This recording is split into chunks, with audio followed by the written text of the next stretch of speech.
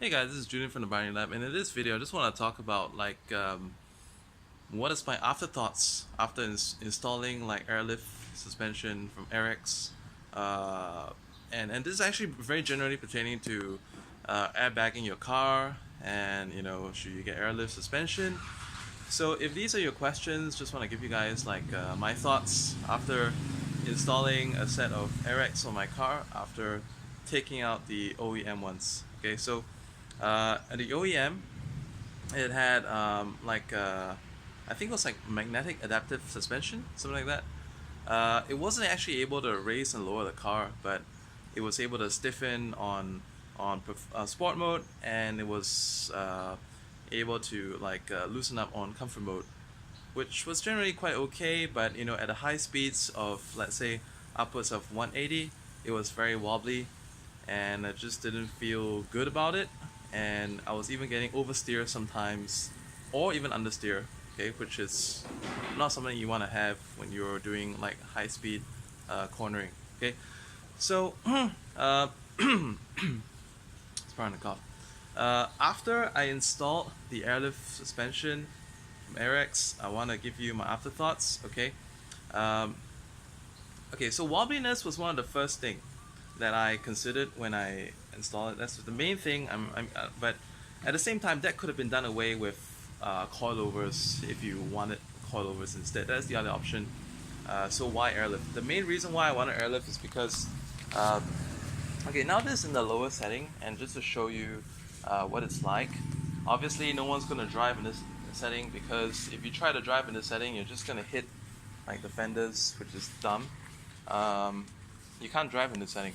I mean, it's just for show. It's just for like stancing the car, and of course, it does help actually when you try to like open the rear end.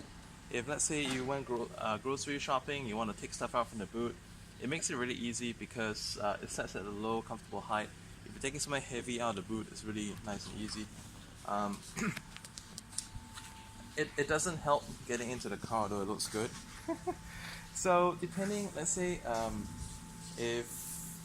if you're taking a wife or a girlfriend out for a ride, then you definitely want to get her out of the car first, or you may even want to lift it to a higher setting, get out, and then lower it after that.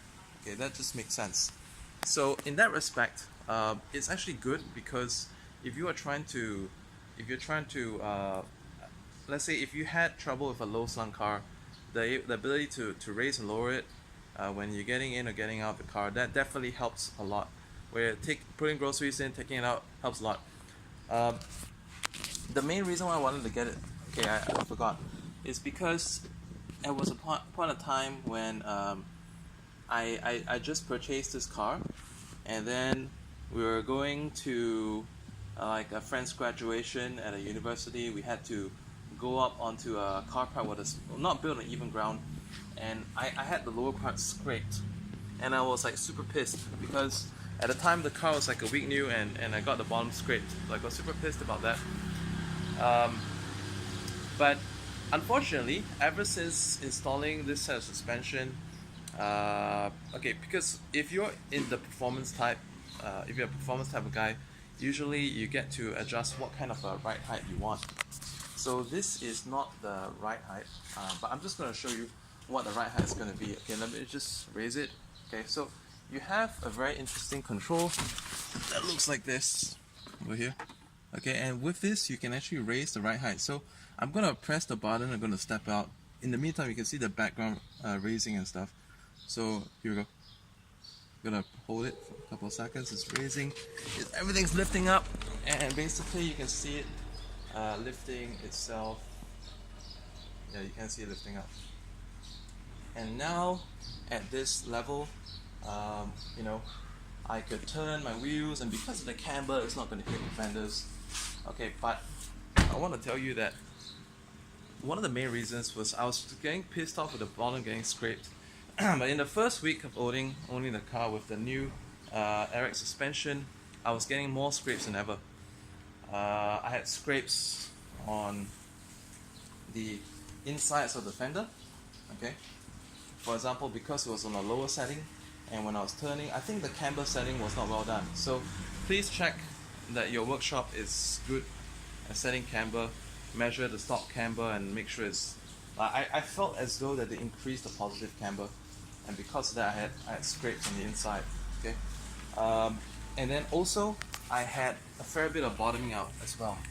So I have scratches on both sides of the under, and that kind of pissed me off as well. How did that happen? It happened because, like, on the, I don't know, it could be because it's lower, but I never had the problem with I never had that problem with my other car. It was over here. I never had that problem with the TT, right? So I don't know why it happened with this one. They're both low. My TT has very marginal space between the wheel and the fender, but it never happened. I've never like bottomed out the front when turning. So it's probably more tweaking to be done, but both sides are scraped. So that kind of pisses me off. During the drive, let's say if I wanna go over a hump, I felt that I had to be okay.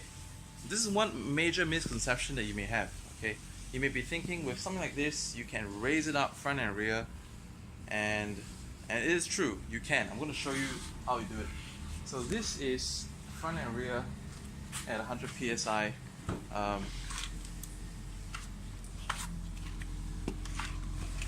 gonna raise it to like max. Okay, actually the optimum setting that they recommend was like 1980, but let's say if I'm driving on like not too fantastic roads, I do that. So yeah, you heard that drone, right? Okay, it's gonna drone a while because I'm gonna raise it again. I'm gonna raise it to max height. So I'm gonna raise the front to about 150 psi, the rear to 150 psi, and now suddenly this becomes like a Z4 kind of a clearance. You know Z4, BMW Z4, yeah. So just raising that moment, psi. It takes a while to charge. That's one of the other things I don't like. That's why some people go dual compressor. But dual compressor, I can just imagine how noisy that's going to be, because it's going to be quite a bit of noise. Anyway, I'm going to show you how it's concealed, which I thought was quite a good job.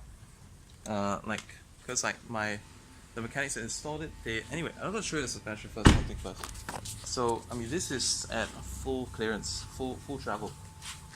Full travel is really high, so you can go over anything without actually hitting it. This is like right now, this is as high as a Porsche Cayenne, or let's say a BMW X4. Sorry, not Z4, the X4. It's very high. So, but the problem with that is it's bloody hard.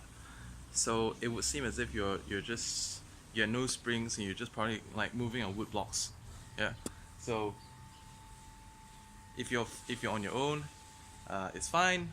But if you're traveling with other passengers in your car, everyone's gonna feel like they want to puke because it's so bloody hard.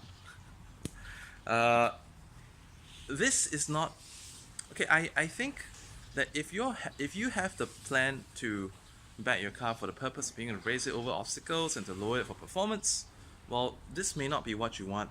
I think the solution could be along the line of hydraulics. Well, I probably didn't do my research too well, but I just saw everyone was bagging their cars. I thought this would be the route to go. So I kind of made a mistake there. If you want, what you probably want is something that you raise it, it gets a little bit bouncy, and you lower it, it's firm. That's probably what you may want. It depends. Anyway, I'm going to show you the rear end. So this is how they actually conceal the rear, and I think the mechanics did a really good job. Usually, Airrex, they have like a box over there, but if I had the box in the back, it's not going to be able to allow me to fit a lot of luggage in the rear, or to be able to collapse the seats for storage, even if I fit it on one side. So what I've done is that since I use run flats anyway, they've just very nicely concealed everything over here. Okay, so it's really cool. And the other benefit of this is that it's actually able to block out the noise with this as an insulation. So the compressor can get quite noisy at times, but it's not that bad because it's concealed. So final thoughts about this setup. Do I like it?